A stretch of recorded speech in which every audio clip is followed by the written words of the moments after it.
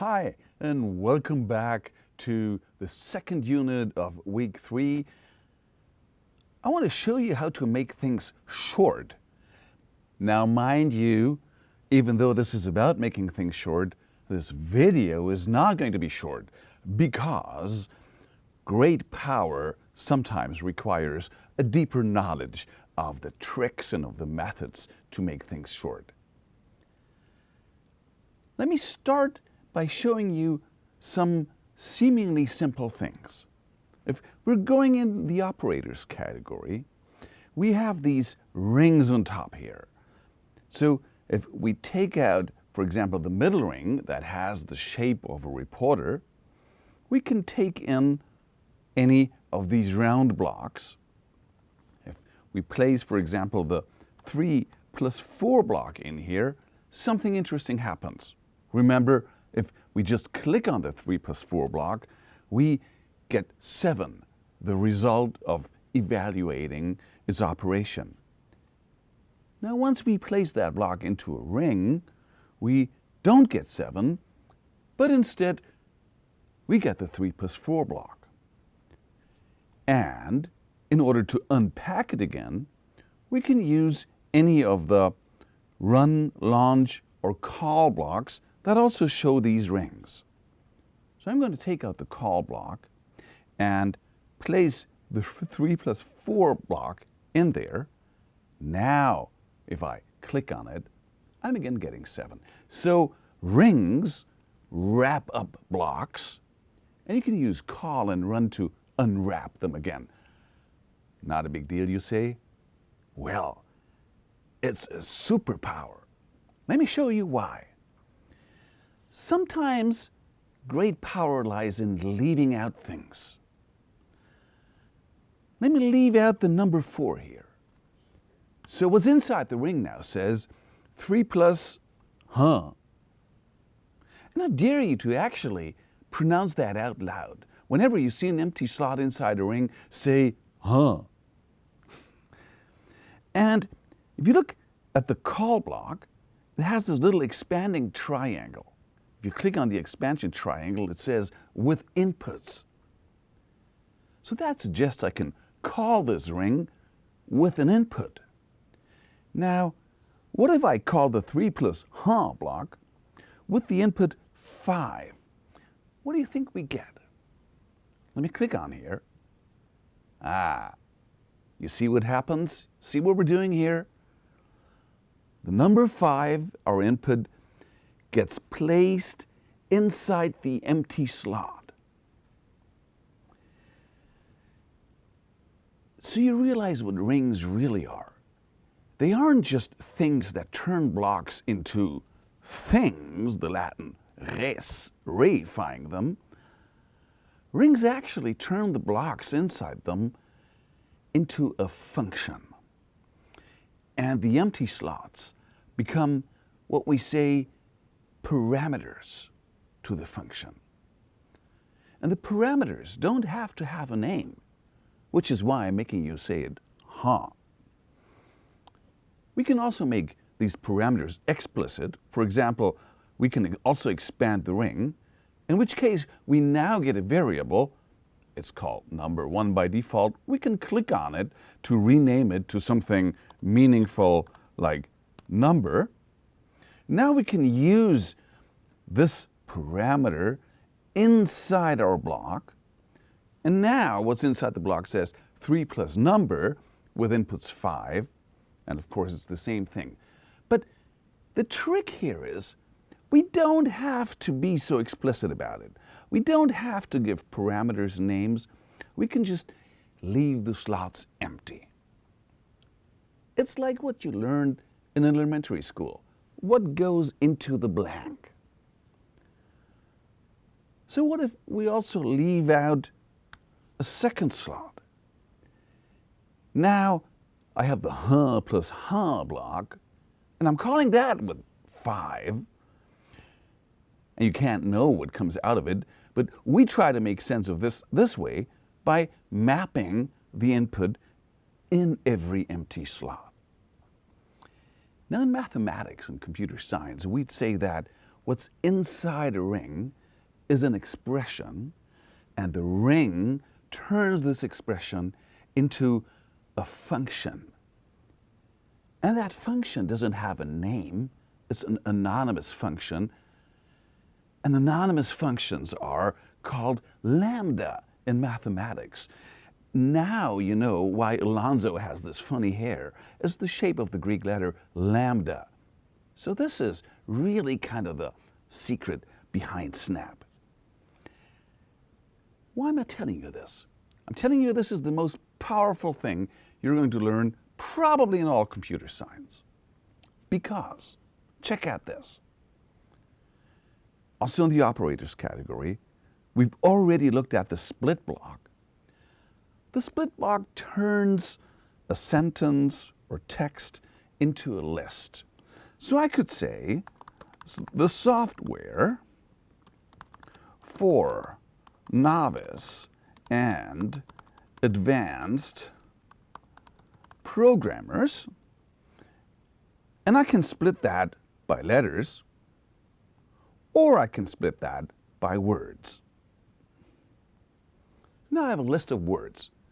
In fact, let me save that list of words to a variable. I'm going to make a variable that is going to say my words. I'm going to assign that list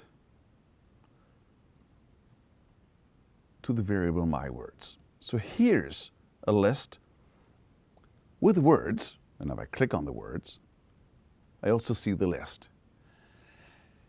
Now here's what we want to do. I'd like to find out for each of these words the length of that word. Now how will we do that? In a traditional programming language, we'd use the for block to do that. So we'd say something like, make a new variable, let's call it result. Let's initialize the result to a new list. Now, we're going to iterate over that list. So we're going to start at the first index, and we're going to go all through the length of the list, which is going to be my words. And now what I want to do is, I want to add something to the result at every step. So I want to add the length of item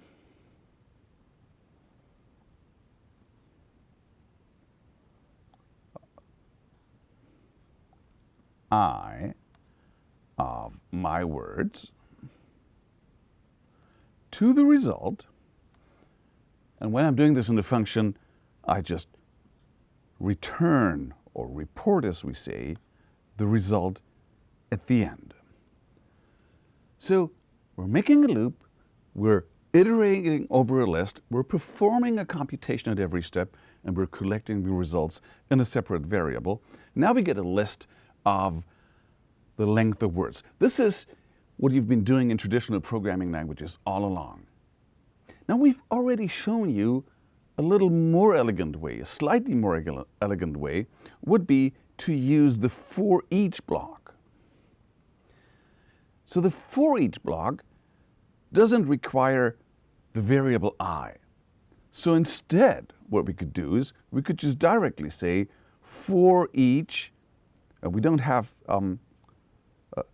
for each word in my words, add the length of, and we don't need the item of, just the length of the word to result, and then we can return this. This is, so we're getting rid of two blocks here. Let's try this. We're getting the same thing. But this is still something that is entirely made out of command blocks, the puzzle piece blocks. And, you know, it requires a variable, it requires iteration over the list, it requires all the state that we need these other variables to reference words in the list. What we really want to do is express it even shorter, because using less is doing more. a life-changing thing for me has been finding out about the map block. Now the map block is also in the list category, and it has a ring on here. Remember rings? Rings are magic. So inside that ring, we can put any reporter, any expression, and the ring turns it into a function. So instead of doing all this iteration, we can just map a function over every item of the list. And that function is just going to be the length of function. And if we leave the input slot empty, remember empty input slots become formal parameters, every word in that list will be mapped into a call of this function. So now we're mapping the length of function over our list of words. And let's click on this. Hey, isn't that something that is really beautiful? A really short way to express something. And so we're going to throw away this kind. This is okay. If you program like this, you're going to be fine all your life. But if you program like this, your life will change. The cool thing about rings is that we can write anything in there. So now we've got a list of the length of words. That's nice, but that's also a little bit cryptic. What if I wanted to have a table that tells me the word and then the length of the word? Remember tables? Tables are just lists of lists. So we can make a list using the list reporter, put that list reporter into the ring, and do something like this. Now what we're doing is, for every item, for every word, we're making a new list where the first item is the word and the second item is its length. Let's click on this. See what happens here. Now we get a table, and a table is nothing special. Remember, a table really is just a list of lists. But this is really powerful. We can write anything, any kind of complex operations in here. For example, we could expand this and write another expression in here. For example, we could find out whether the length of that word is greater than 3. And now we get a list that gives us each word, the length of each word, and a Boolean value specifying whether that word is longer than 3 letters. Are you seeing the power of map just yet? It really transforms the way we think about applying functions to a list. We don't need all the loops that we've been showing you. We don't need all these variables and all this state. We can just express it directly to get high-level information from data. And that's really the big secret and the great message behind media computation. Because this is how we can also work with any kind of data, how we can get real insights from big data sets. We have a bunch of other functions in Snap that also suggest that you put in rings. For example, we also have the keep items block. And the keep items block has a different kind of ring, a hexagonal ring. That suggests you put in a hexagonal reporter. Hexagonal reporters are also called predicates. They report true or false. So for example, we could say we only want to keep those items in the list, those words, whose length is greater than 3. So this is filtering the list. So now instead of the whole list, we're only getting a few words that are larger. And, we can also reverse this by relabeling it. Now we're getting only those words that were left out. And we need to adjust it to 4, so we're getting the 3-letter words because it's less than.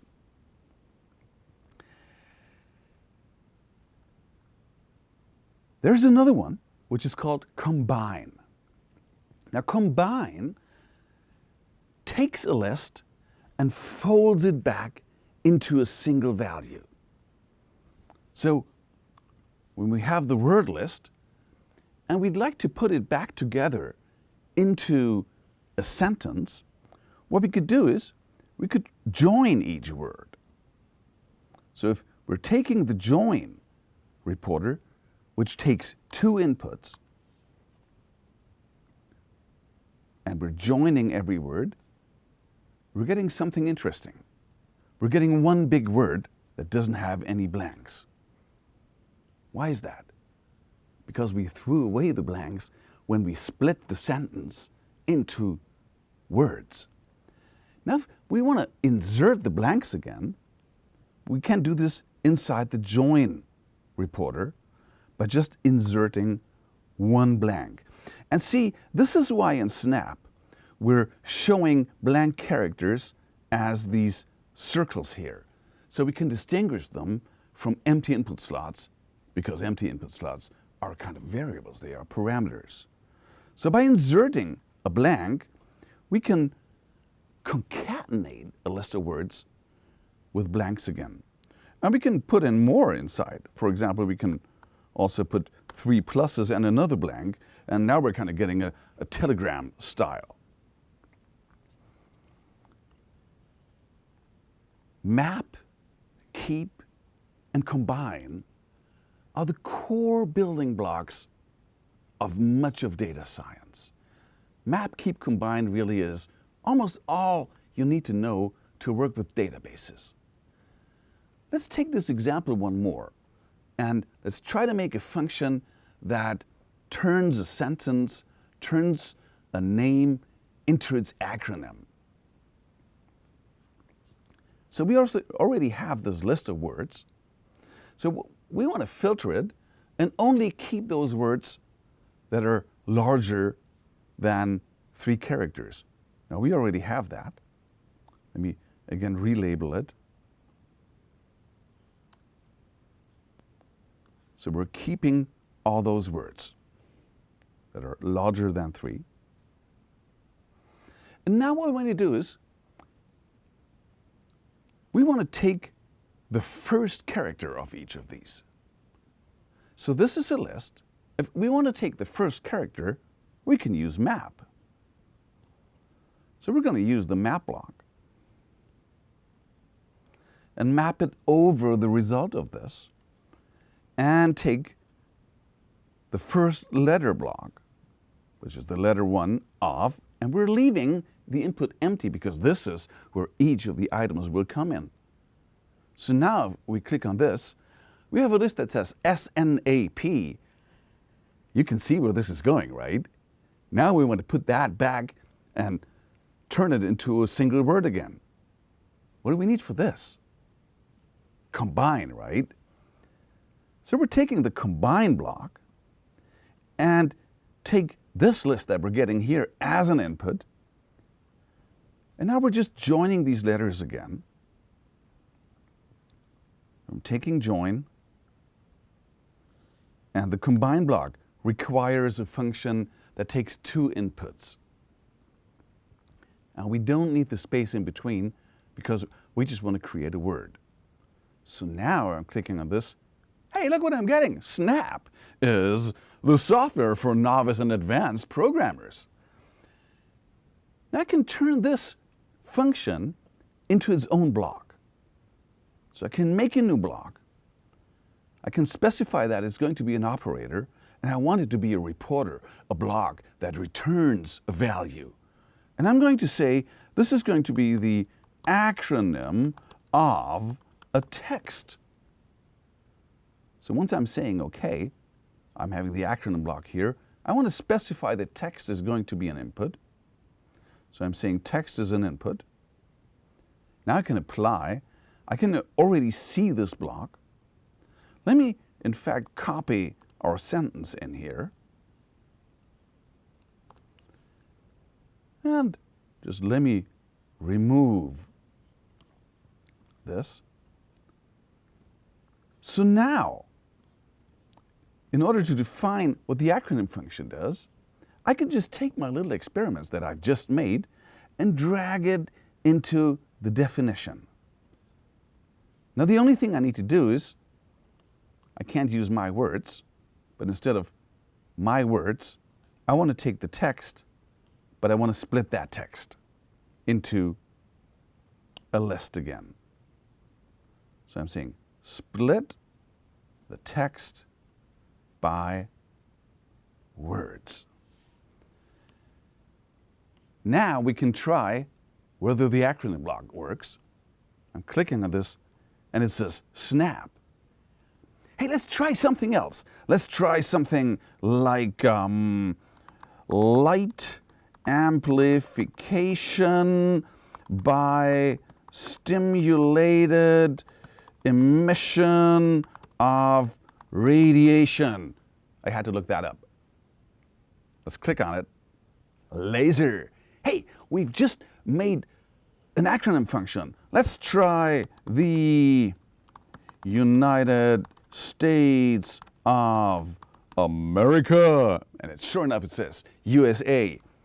I got another one. I got systems, applications, and programs. It says SAP. Oh my God. See, this is what real power is like. And this is what higher order functions are like. We can express something complicated in a very concise way using rings and turning expressions into functions. And now it's up to you to take this further in our exercise.